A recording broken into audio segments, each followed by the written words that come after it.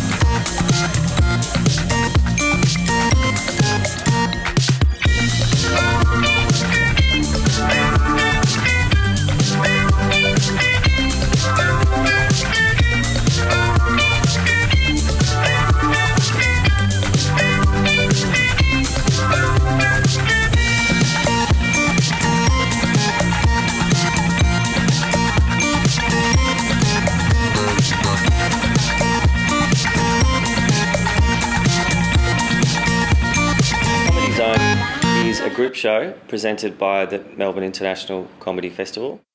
It's made up of 5 emerging comedians that the festival finds in different parts of the country. Are there any V8 fans in? I love Melbourne. No.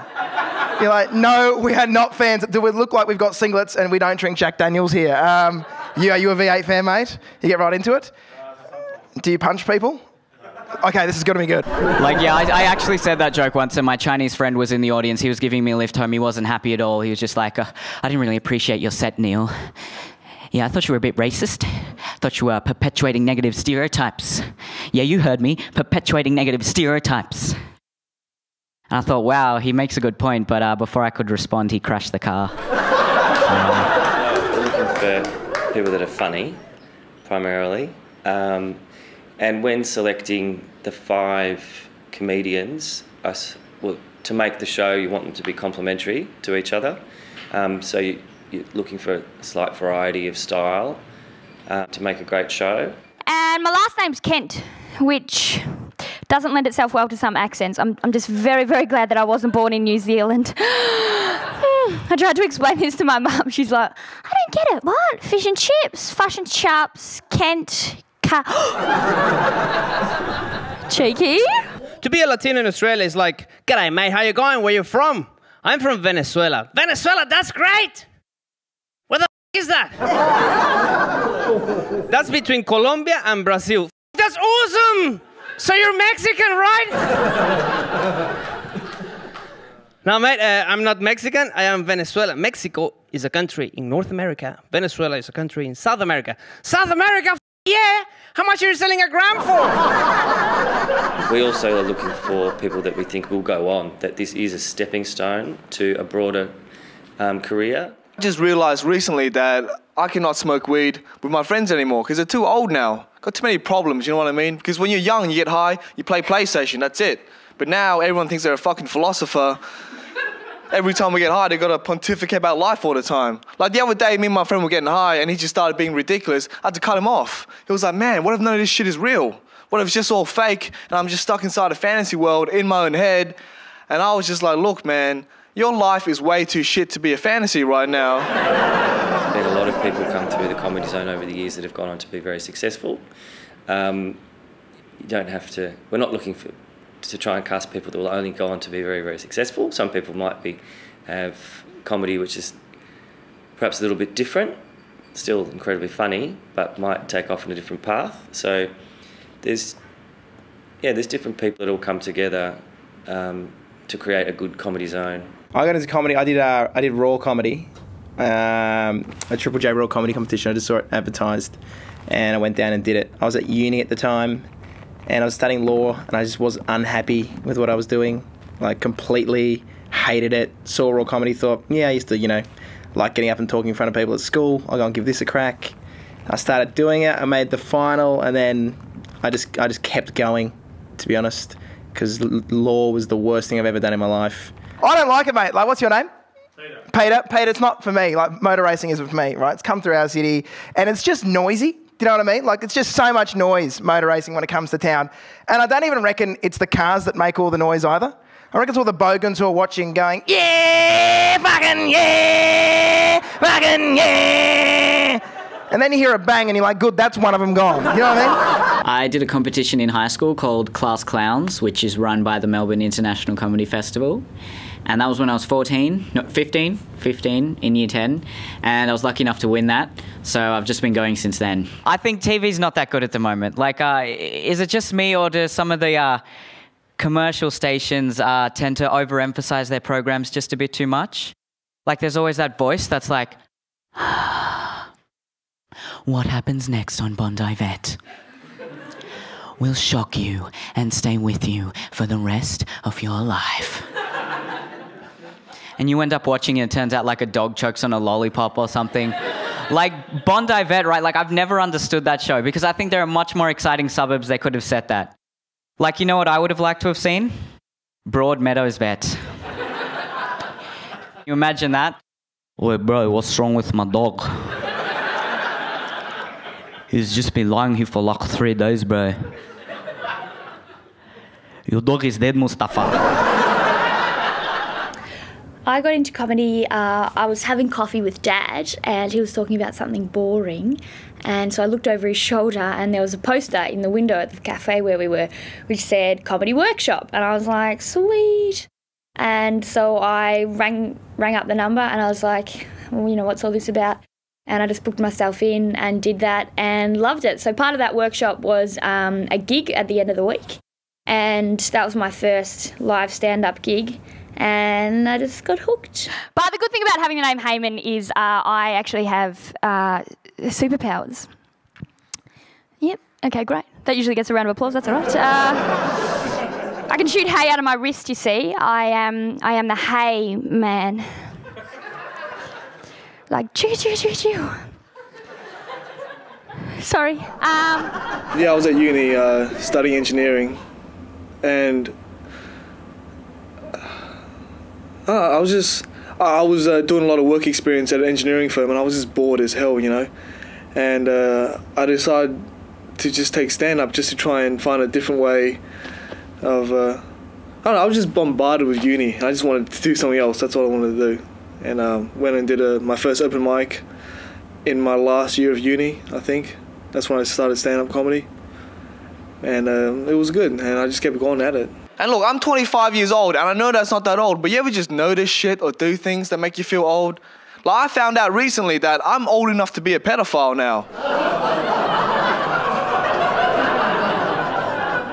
Yeah, man, 25 is old enough to be a pedophile. I know this because I woke up the other morning, I had nothing on, just my robe. And I live literally next door to a deli. So I walk over to the deli to get a Powerade. I'm in a deli, and these fucking kids come in. I'm like, holy shit, I got nothing on underneath.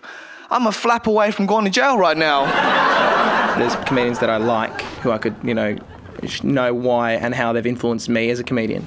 Someone like Will Anderson, who I saw, he was one of the first comedians I ever saw, and he was blokey, and everyone could really relate to him. And you see these big guys who obviously wouldn't be too left or, liberal in their views, and he was talking about gay marriage and why gay marriage is something that we should have in this country, and how he was against racism, and by being funny he disarmed some of those topics, and I just thought that was something that comedy can do. And so I really respected that you can sort of appeal to a broad mass of people while also having a good message, and that's something I'm not sure if I do yet, but I'd like to do. You know, we had the Olympics last year. Give me a round of applause if you enjoyed the Olympics. How Australian was that? We get heaps of silver medals and all of Australia's like, nah, shit Olympics, mate, shit. Like, how crap will we have the Olympics? Every time an Australian athlete got a silver medal, there'd be someone who was like, oh, mate, silver? Ugh. Mate, what are you, second best in the world at what you do? You're shit. Mate, I was at home here in my tracky pants eating Doritos and you let me down, mate. You should be ashamed of yourself. Have a good hard look. When I was working in a brewery in Venezuela, one time the manager, the general manager of the brewery, gives me a phone call. He's like, "Hey kid, where are you? I'm having lunch. Just come quick to the office, to the manager's office." And it was, I don't know, this might be a bad thing. When I got there, he was in a meeting with all the board of directors and other managers from the company National, and he just said, "This is one of my new brewers. This kid tells really great jokes. So I started doing jokes during work at 3 o'clock in the afternoon on a Tuesday. So I thought, I'm making a living already out of comedy, so I think this is gonna be a good thing. Stereotypes. It's the first thing that comes to your mind when you meet someone from overseas. You cannot help it.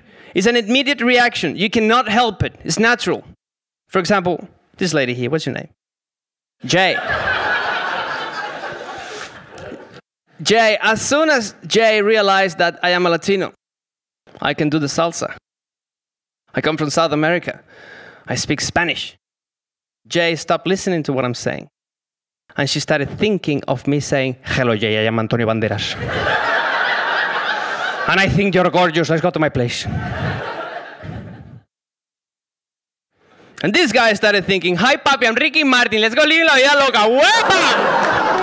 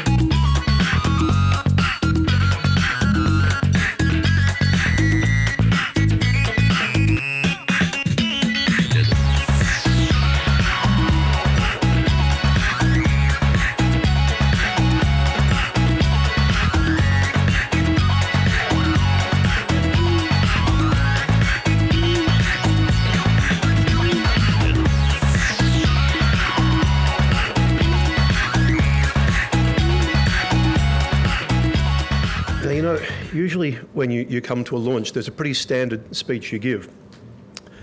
And you always kind of start with a joke, a little gag, moment of humour, a little bit of levity. Not here.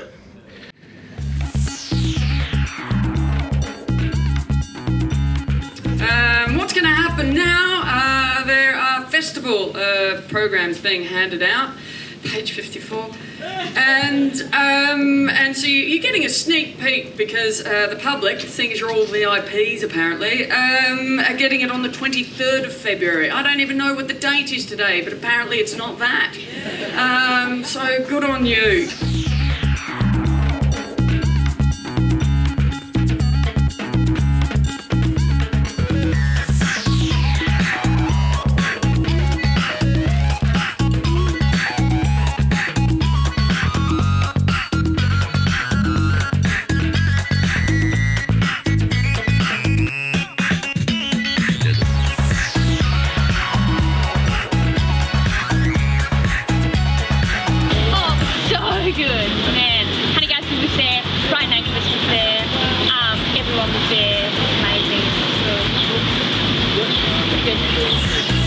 Thank you all.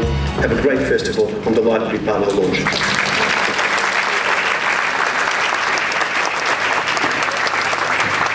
Being part of the Comedy Zone is very exciting because it's wonderful exposure.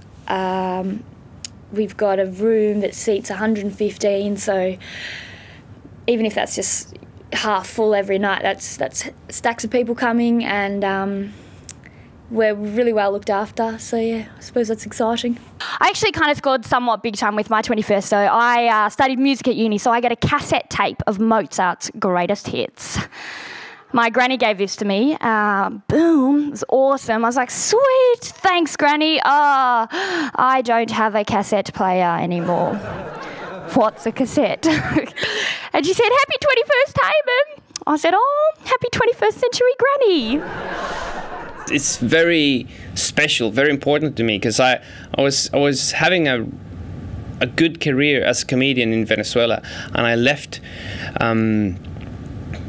because I wasn't comfortable living there, and I got here, started from scratch, and already 1 year after doing comedy in English, I got picked by the festival to be performing as one of Australia's best new talents, best emerging comedians, and that's it's a great story. It's coming from doing comedy in Spanish and getting back on, but now in English.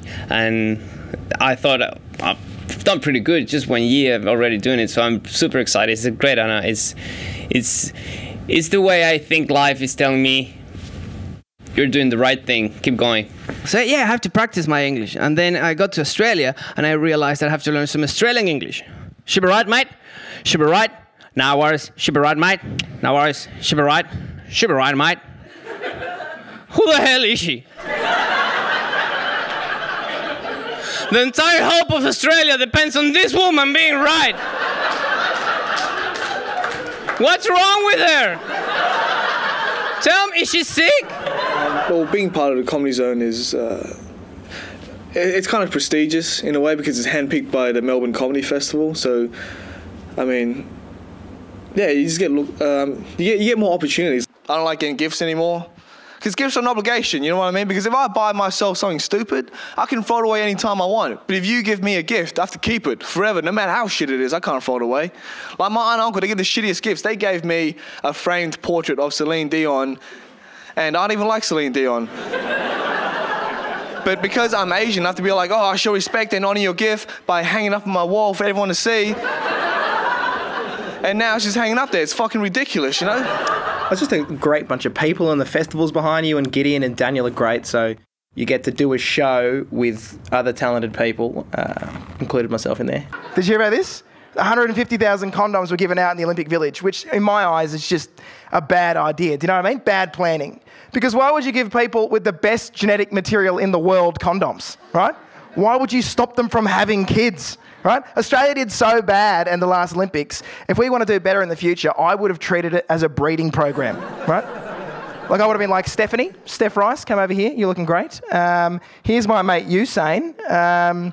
If you guys want to get to know each other, leave the condom behind, and in 20 years, brown rice is going to win gold for Australia. So it's quite a prestigious event. I know a lot of big guys who have come from it. It obviously shows that the Comedy Festival has put a lot of faith in us. So, yeah, it's quite exhilarating to be part of, you know, the 5 best up-and-comers in Australia. I was listening to AM Talkback Radio the other day, and you know what I noticed? I noticed they love the word un-Australian on AM Talkback Radio, don't they? They just label everything as un-Australian, like the carbon tax. Oh, it's just un-Australian, mate. The national broadband. Oh, no, it's just un-Australian, right? They were talking about a murder victim, and I swear this guy called up and he's like, oh, fair dinkum, mate. Killing people is just un-Australian.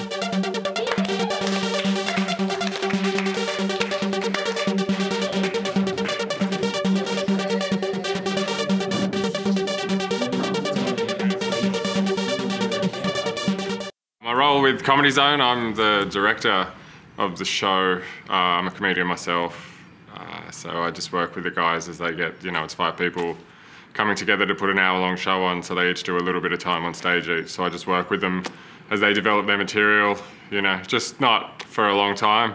We've pretty much just been all chucked together in the last week before the festival, and I kind of just work with them, go through all their stuff, help them, you know. I'm more of a shoulder to cry on because it's a pretty full-on month at the festival, so we do all the show stuff, but it's also like support for the acts, and, you know, because it can get quite emotionally draining.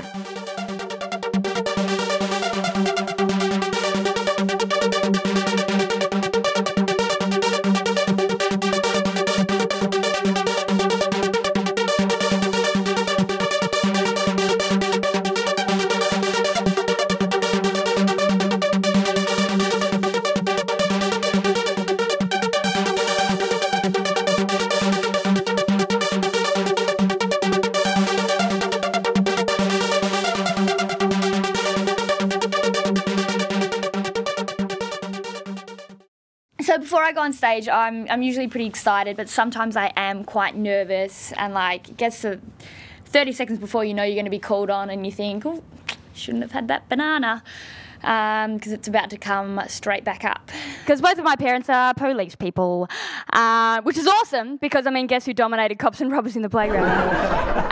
But it wasn't always fun having the fuzz for folks. Like, I'm dealing with criminals day in, day out. You know, they get a little bit paranoid. Something that Mum said to me once was, "But keep your wits about you, Heyman, and always use an alias at the video store." So I'm a really nervous borrower. The other thing is they never stop being police. Like I just walk, home time was always interrogation time, good cop, bad cop time. I'd just walk into the kitchen to get a cup of tea. Dad would be sitting at the table. He'd be like, "Hames, taking off the badge, mate. Putting it on the table. Just ignore it, mate. Not there, not there. I'll have a chamomile, thanks, mate." Now, Heyman, buddy, I need you to tell me where you've been today. And I'm like, seriously? Constable Kent? Don't think so. And he's like, "Beep, interview suspended at 3:53 p.m. The suspect is about to be sent to her room." Fun with the fuzz. Good times.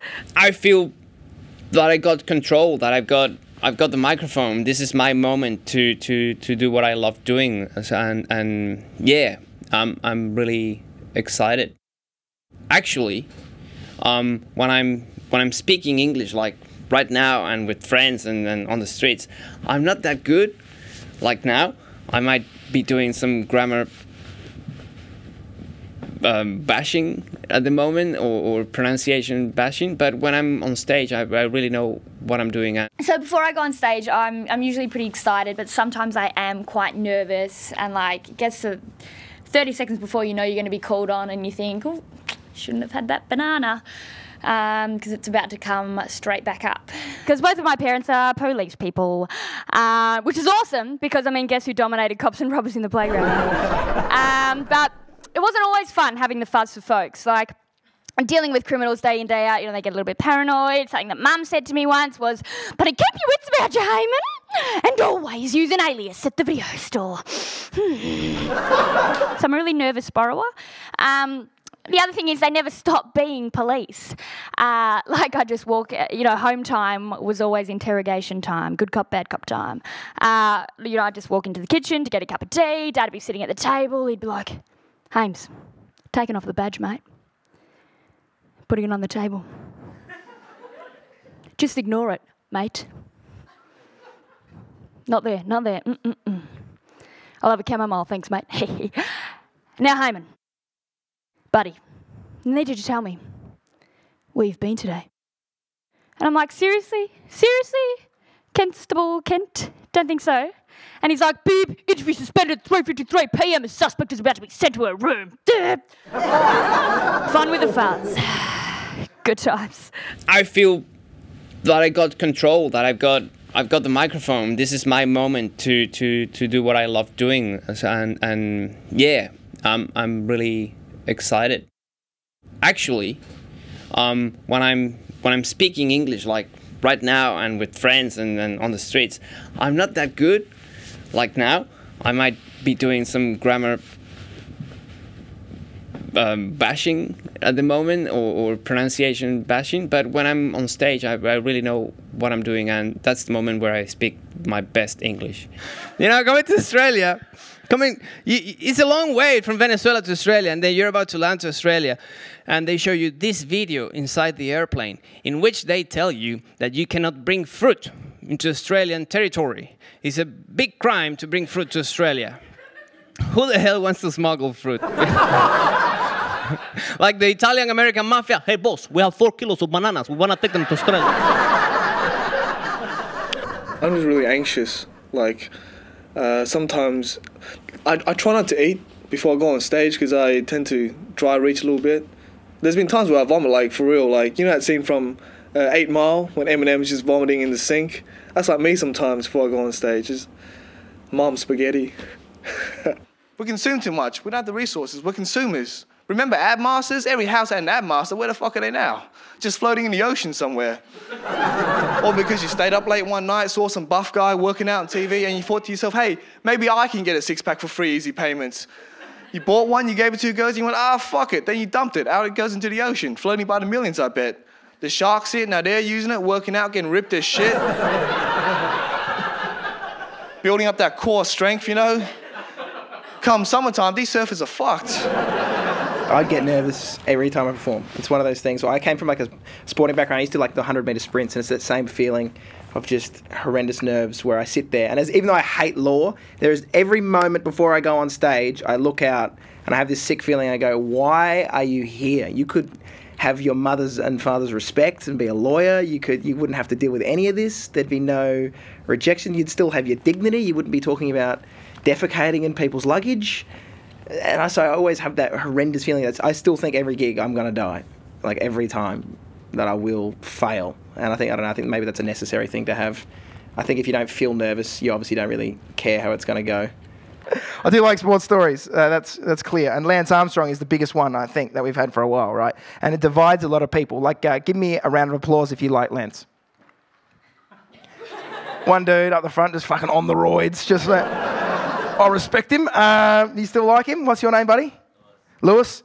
Fucking Lewis. Mate, I agree, dude. I still like Lance Armstrong. Do you know what I mean? I still enjoy his work. Like, everyone goes, Lance is a cheater and he's arrogant. Lance is a cheater and arrogant. Sure, he cheated. I'll accept that. But arrogant? Like, really? Is he arrogant? The Tour de France is a bike race that goes for 3,500 kilometres, right? It takes 21 days to finish up the biggest mountains in the world, and he's on a push bike. How arrogant would you be to not take drugs and do the Tour de France? Do you know what I mean?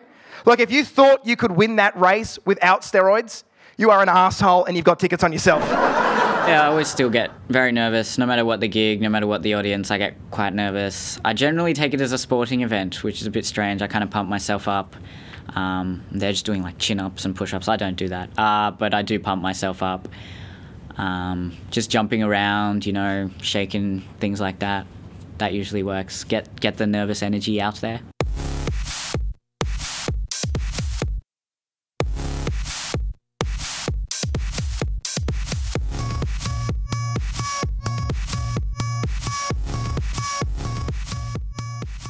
I love the music that's on FM radio these days, because a lot of these songs have a featured rapper or a featured rap verse. So you have these beautiful, soulful R&B melodies, and then it gets to the rap verse. So it'll be like, ooh, you're so beautiful. I just want to love you till the day you die. Yeah, you ain't never seen a dick this big, this black. I totally agree. My very first festival, I was trying to think of things that would appeal to people, to get them to take the flyer from me. And, a group of girls walked past, and I went, half-price designer shoe sale, and then another guy walked past with a Discman on, and I said, I'll win an iPod.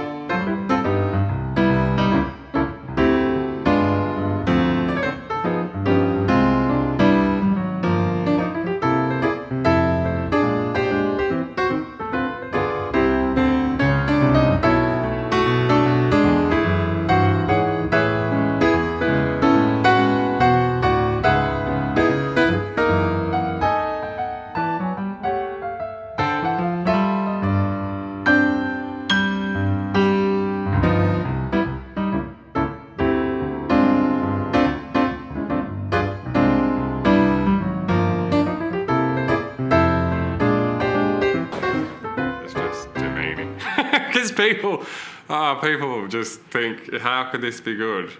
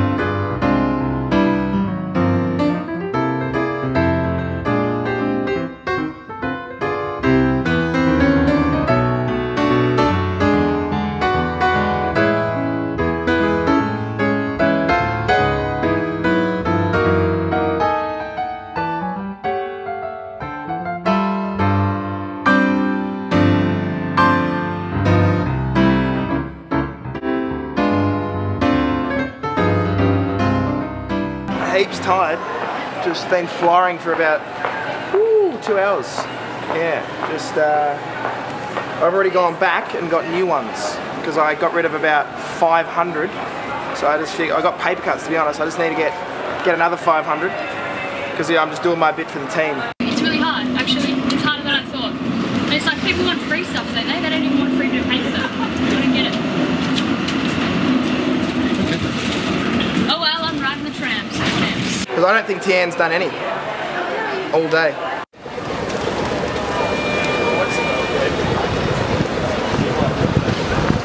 I have been quite successful. My success rate with flyering is in the high 90s at least.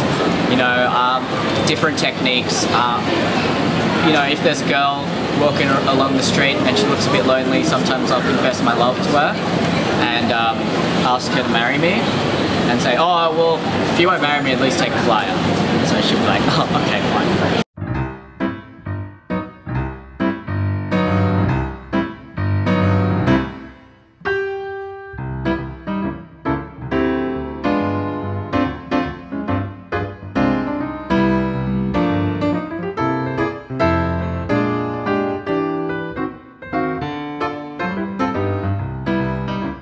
The worst thing is when you walk around the corner and there's one of your flyers on the floor.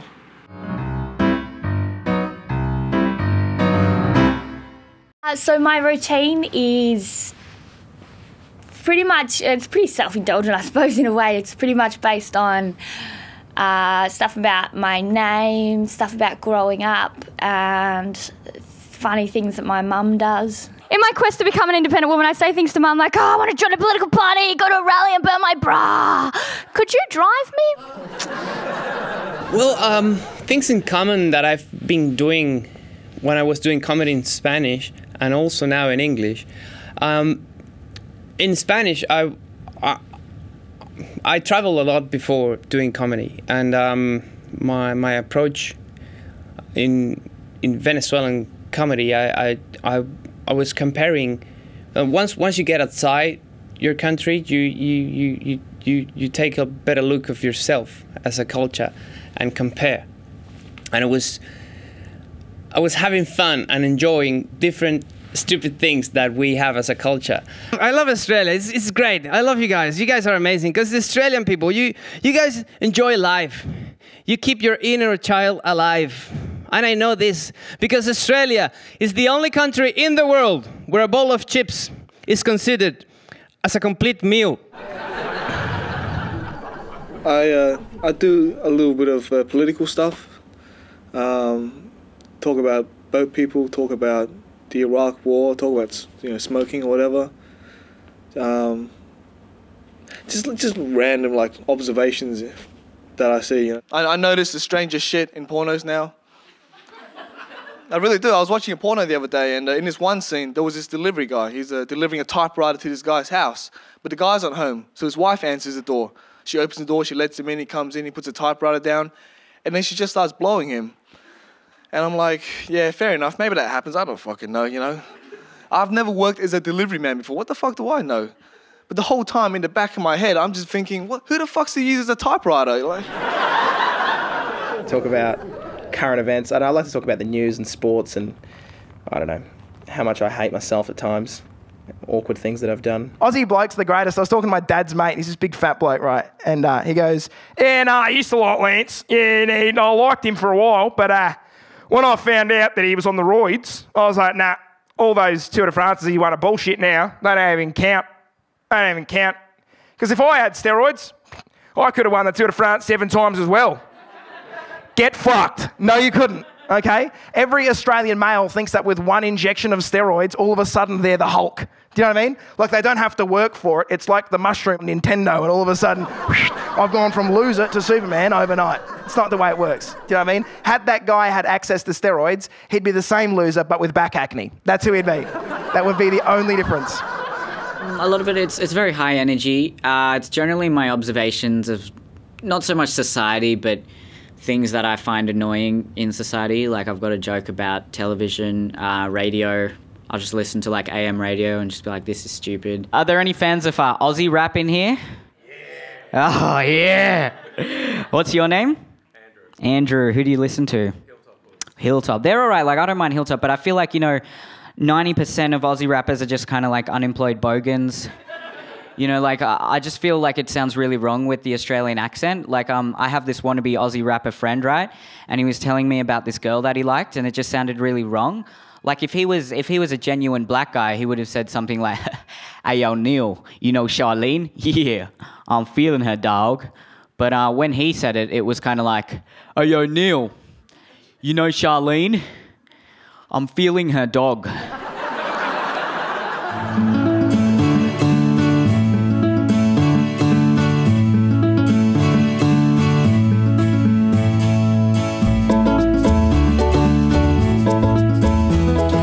Fashionable guy. He's a pretty good-looking guy.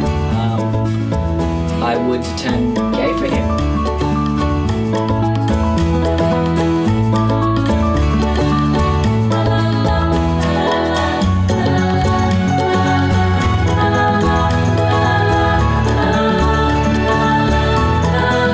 And Ivan just keeps trying to sell me coke. Keeps saying no. But I don't know. You know what those Mexicans are like, right?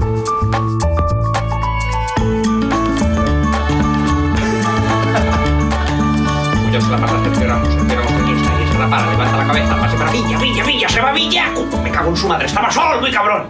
I always like to wear black because I don't know, it's just basic, and I was always afraid to like dress up heaps when I did comedy. You don't want to look like, oh, look at this guy. So I just always wear as much plain colours as possible. I always like Johnny Cash as well, and also that film Walk the Line. And I was always like, oh, that looks cool. You just wear black, just let the jokes do stuff, I guess.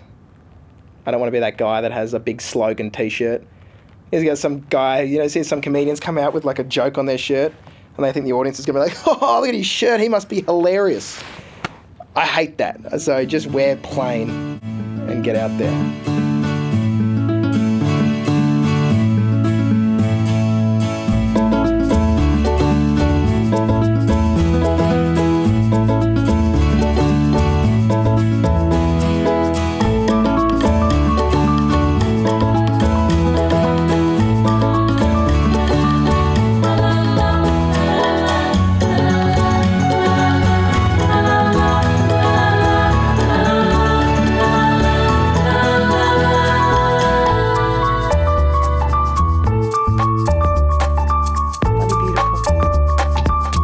When I first started doing stand-up, all my friends were like, yeah, you're not really that funny. What are you? I got that from all my cousins, all my friends, like, yeah, you're not really that funny. But the thing is, they don't understand that comedy is more than about being funny. Like, a fat lady falling down the stairs is funny. Like, a fruit shaped like a penis is funny, Jackass is funny. But comedy is more than funny. Comedy is a craft. It's an art. They don't understand what goes into being a comedian.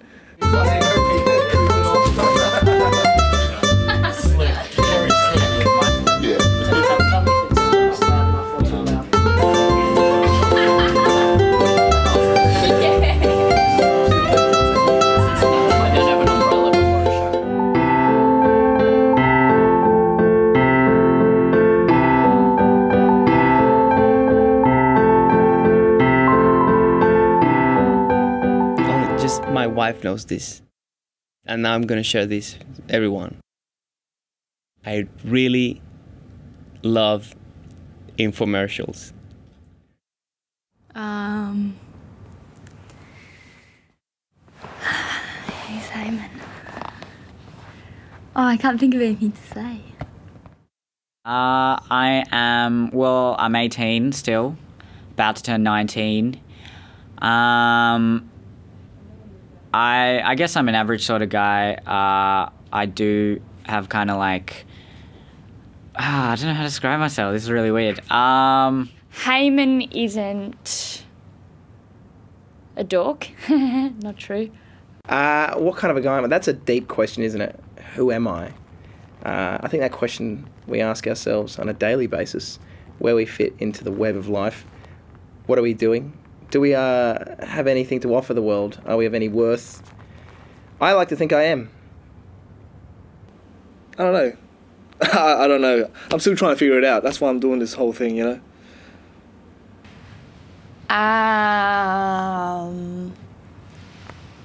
Haman is not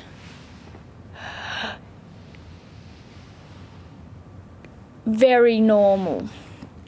No, I don't want to say that. Kind of laid back, but I do work hard. Ambitious, I guess. So I guess that kind of contradicts laid back. Haman is her mother's favourite youngest human daughter. Beat that. I am like a long-term backpacker, so I've been traveling the world, but 2 years here, 2 years there, and I've studied, so I'm like, but different stuff. Like I love cooking and baking, and then I studied brewing, and then I've been doing stand-up for 5 years. So I'm like an ocean of knowledge, but 1 inch deep. Everything. No matter how bad things are, you can see the bright side of things. It's amazing. I was talking to an Australian friend, and he's been like my Australian mentor. And I said, "Hey mate, Vegemite's too salty." "Nah mate, just need to put a little bit, just a little bit." "All right, sausage rolls, they taste like shit. I hate sausage rolls. They're horrible. I don't like sausage roll." "Nah mate, you just need to put some tomato sauce on it."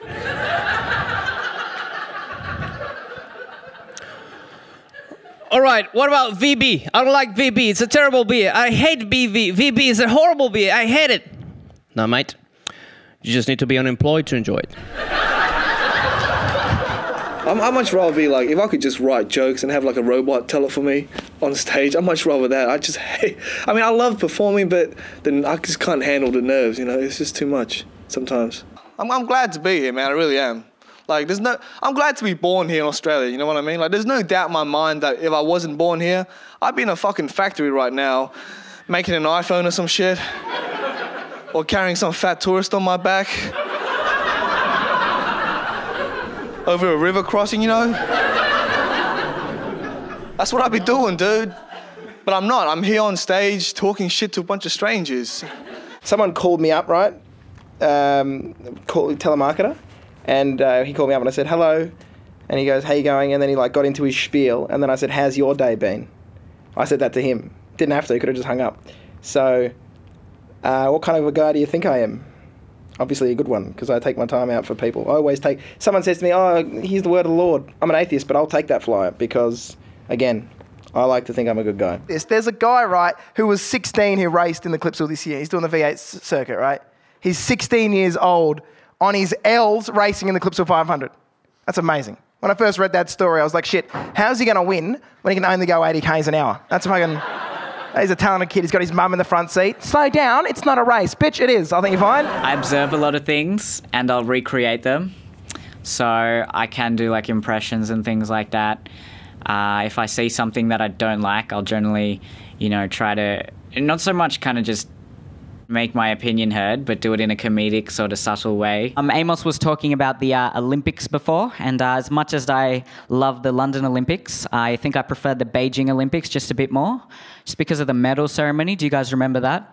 The winner of this gold medal, Australia. Le vainqueur de cette médaille de l'Australie.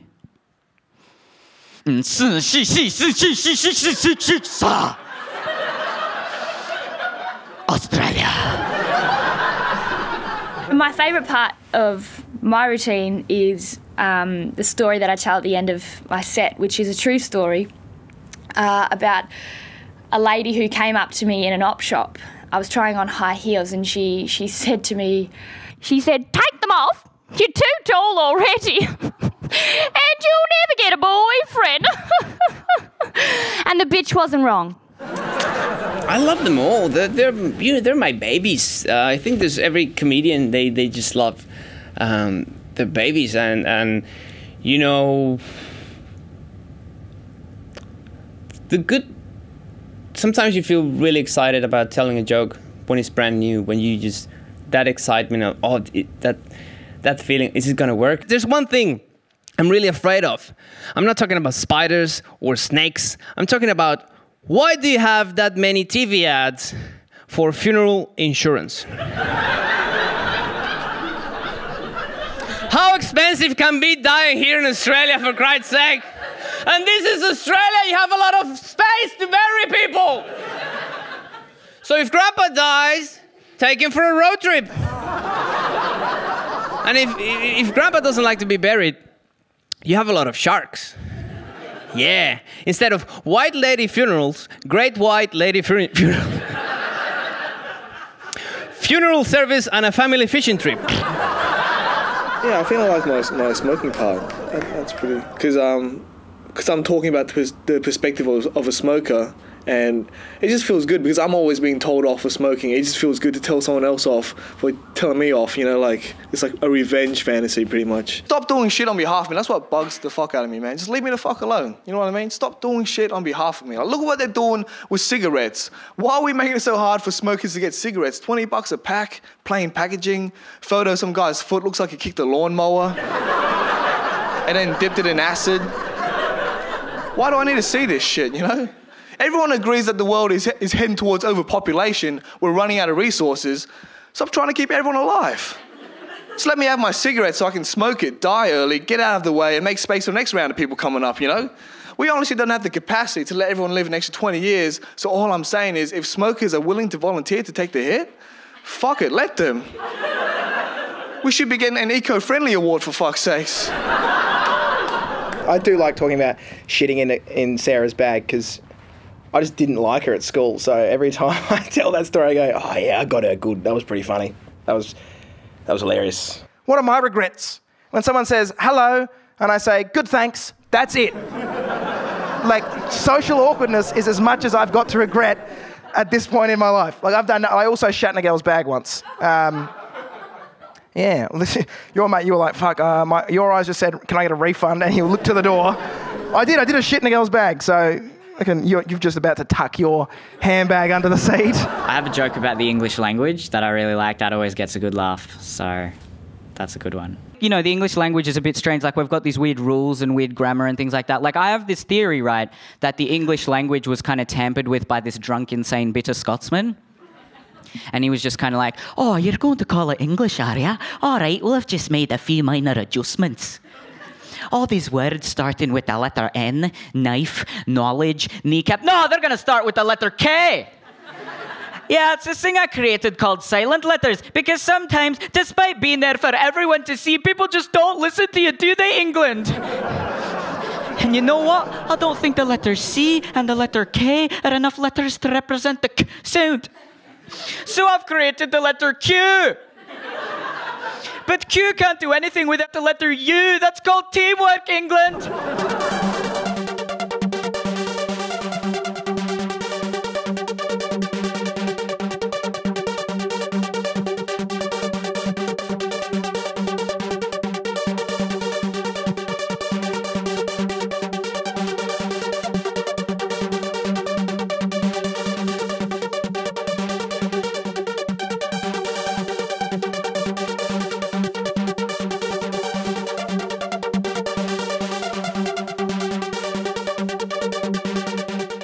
Expect from the show great time. Like, it's such an awesome lineup. It's 5 really good up and coming comics, and you know, they'll love it. It's good. They're really good, and it's really hard to find a comedian to say, oh yeah, they're great. Like, this is 5 other people that are coming from my job, you know. So no, they're great. They're really good. They're really good. Go and see it.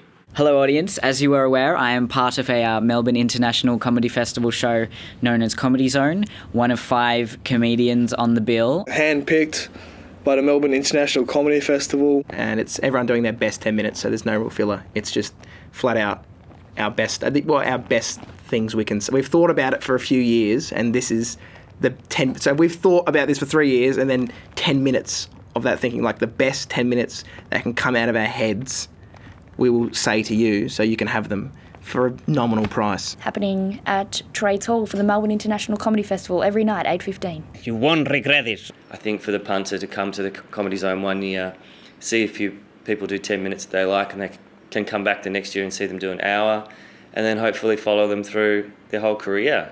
And then in 5 years' time, when they've got a TV show or they're doing commercial radio or doing a musical or whatever, they can say, well, I saw them at Trades Hall in 2013.